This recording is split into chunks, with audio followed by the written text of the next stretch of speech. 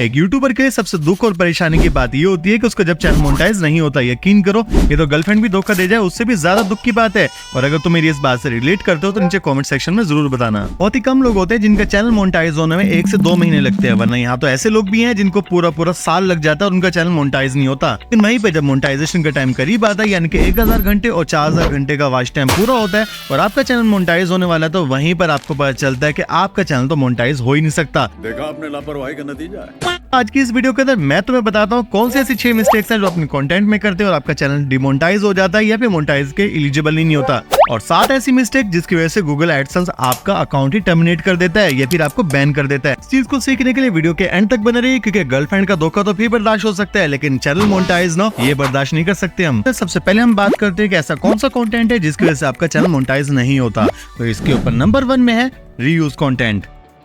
तुम इस वीडियो पे आए तो तुम में से बहुत सारे लोग ऐसे होंगे जिनका चैनल रीयूज कंटेंट की वजह से टर्मिनेट हुआ होगा या फिर उनका चैनल डिमोनेटाइज हो गया होगा। तुम्हें यूट्यूब एक मेल तो भेज देता है कि तुम्हारा चैनल टर्मिनेट या डिमोनेटाइज कर दिया गया है, लेकिन वो तुम्हें ये नहीं बताता कि कौन सा कंटेंट की वजह से। उस कंटेंट वो वाला कंटेंट होता है जो किसी भी दूसरे यूट्यूबर के चैनल पे अपलोडेड होता है और तुम वहां से उसको कॉपी करते हो और कॉपी करने के बाद उसको अपने चैनल पे अपलोड कर देते हो बिना किसी कमेंट्री के या बिना किसी एजुकेशनल वैल्यू के। तुम उस वीडियो के अंदर किसी किस्म का रिएक्शन, एजुकेशनल वैल्यू या कमेंट्री ऐड कर देते हो तो तुम्हारे पास रीयूज कंटेंट नहीं आएगा। इसलिए अगर तुम चाहते हो कि नेक्स्ट टाइम तुम्हारा चैनल डिमोनेटाइज ना हो या फिर मोनेटाइजेशन में मसला ना हो रीयूज कंटेंट की वजह से, तो इन चीजों का ख्याल रखना। अब हम बात करते हैं नंबर 2 यानी कि डुप्लीकेशन की। में से बहुत सारे लोग ऐसे होंगे जिनको रीयूज और डुप्लीकेशन के बीच का फर्क पता नहीं होगा, तो वो मैं तुम्हें समझा देता हूँ कि इसके बीच में फर्क क्या है। रीयूज कंटेंट तो वो होता है जो आप किसी और को उठा के अपने चैनल पे अपलोड करते हो, लेकिन वहीं पे डुप्लीकेशन वो होता है जो कंटेंट तो आपका खुद का होता है लेकिन बार बार एक ही चैनल पे आप अपलोड करते हो। मान लो कि तुम्हारा चैनल बहुत ज्यादा फेमस हो गया और तुम्हारी किसी वीडियो की बहुत ज्यादा डिमांड है और तुम क्या करते हो, उसी वीडियो के अंदर बहुत ही मिनिमम थोड़ी सी या बिल्कुल ना होने के बराबर चेंजेस करके दोबारा री अपलोड कर देते हो और उसपे भी अच्छे व्यूज आ जाते हैं, तो फिर तुम दोबारा अपलोड कर देते हो तो उसपे भी अच्छे व्यूज आ जाते हैं। इस तरह से तुम कोई भी डुप्लीकेशन करके अपनी वीडियोस को अपलोड करते रहते हो और तुम्हारा चैनल मोनेटाइज के लिए एलिजिबल हो जाता है। तो जब उसके लिए तुम अप्लाई करोगे तुम्हारे चैनल को मोनेटाइज नहीं किया जाता। अब इसके एग्जाम्पल तुम कुछ ऐसे ले लो कि एक जगह पे तुम एग्जाम देने जाते हो और पास होने के लिए वहाँ पे 10 क्वेश्चन होते हैं और 10 क्वेश्चन में से 9 को पूरा करना जरूरी होता है, लेकिन वहीं पर तुम्हें सिर्फ एक क्वेश्चन का आंसर आता है और वो तुम एक ही क्वेश्चन 10 की जगह जाके फिल आउट करके खुद को ये समझ लेते हो कि मैं पेपर में पास हो गया। तो ऐसा बिल्कुल नहीं होता। जब रिजल्ट आएगा तो तुम उसमें फेल होगे।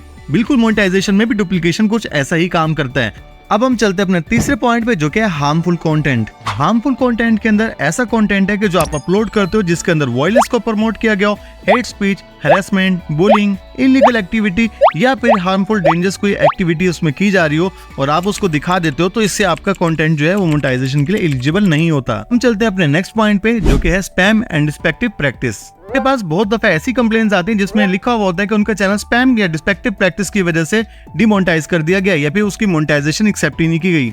अब ये बिल्कुल ऐसे ही है जैसे आप कोई वीडियो बनाते हो उसमें आप मिसलीडिंग करते हो, क्लिक बेट करते हो, स्कैम्स करते हो, वहां पे आपको मोनेटाइजेशन से हटा दिया जाता है, ये फिर आपका चैनल मोनेटाइज ही नहीं किया जाता। अब इसकी मिसाल मैं तुम्हें कुछ इस तरीके से देता हूँ कि मान लो कि एक वीडियो एडिटिंग का कोई भी टॉपिक आजकल ट्रेंड पे है और मैं अपनी थंबनेल लगाता हूँ जिसमें मैं लिखता हूँ कि इस वीडियो को क्लिक करने के बाद तुम पूरी वीडियो एडिट सीख जाओगे, लेकिन वीडियो के अंदर जब तुम क्लिक करते हो तो उसमें वीडियो एडिटिंग सिखाने के नाम पे कोई चीज होती नहीं है, तो ये चीज आपकी मिसलीडिंग में आएगी। इसी तरह से क्लिक बेट भी कुछ ऐसा ही होता है जिसमें तुम बताते तो कुछ और हो लेकिन वीडियो में निकलता कुछ और है, और स्कैम्स भी इसी के अंडर में आते हैं, जैसे यानी कि आप किसी के साथ कोई धोखा वगैरह कर देते हो। और मजीद स्पैम की जो पॉलिसीज हैं इस वक्त आपके स्क्रीन पे चल रही हैं, आप उसको देख सकते हो। अब हम चलते हैं अपने नेक्स्ट टॉपिक पे जो कि है सेंसिटिव इश्यूज। उनमें से बहुत सारे लोग ऐसे भी हैं जो कि ध्रुव राठी या नितेश राजपूत को देख के बहुत ज्यादा इंस्पायर हो जाते हैं और उनकी जैसी वीडियोस को बनाना स्टार्ट कर देते हैं, लेकिन जब वो उनकी जैसी वीडियोस को बनाते हैं और चैनल मोनेटाइज का टाइम आता है तो उनका चैनल मोनेटाइज नहीं होता या फिर उनका चैनल टर्मिनेट कर दिया जाता है। तुम सोचोगे कि वो लोग भी तो इस तरह की वीडियोस बनाते हैं तो हमारी वीडियोस को डिमोनेटाइज क्यों किया जाता है। सबसे पहले तो तुम ये समझ लो कि सेंसिटिव इश्यूज के अंदर कौन कौन से टॉपिक्स आते हैं। तो सेंसिटिव इश्यूज के अंदर war, political conflicts, terrorism, tragedies, sexual abuse जैसे बहुत सारे टॉपिक शामिल होते हैं।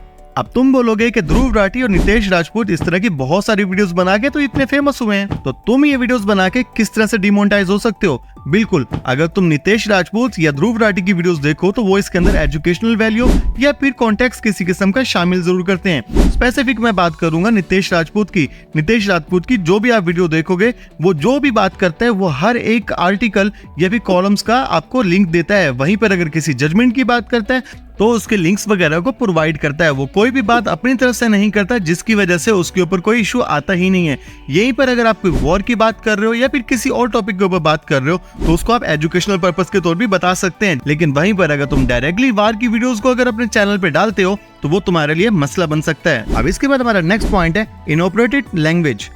इसके अंदर तुम कोई भी ऐसी वीडियो बनाते हो जिसके अंदर तुम गाली गलौज करते हो या फिर कोई भी ऑफेंसिव किस्म के वर्ड्स या बहुत ज्यादा लैंग्वेज को यूज करते हो जिससे सुनने वालों को ऑफेंड फील हो सकता है। तो अगर तुम अपनी वीडियो के अंदर टाइटल, टैग, डिस्क्रिप्शन या थंबनेल्स के अंदर किलिंग या भी किसी भी किस्म की गाली वाली या कोई ऐसे वर्ड्स का इस्तेमाल करते हो जो कि यूट्यूब की तरफ से बैन है तो वो तुम्हारे चैनल के लिए मोनेटाइजेशन में मसला बन सकता है। तो ये वो 6 मिस्टेक थी जो आप अपने चैनल पे करते हो तो आपका चैनल मोनेटाइज नहीं होता। और अगर आपका चैनल मोनेटाइज हो भी जाए तो उसके बाद भी अगर मिस्टेक करते हो तो आपका चैनल डिमोनेटाइज हो सकता है। तो इसलिए जब भी मोनेटाइजेशन के लिए अप्लाई करने के लिए ट्राई करें उससे पहले अपने चैनल को अच्छी तरह से चेक कर लें। इस वीडियो का सेकंड पार्ट जो कि गूगल एडसेंस की मिस्टेक्स पर होगा वो अपलोड होगा परसों।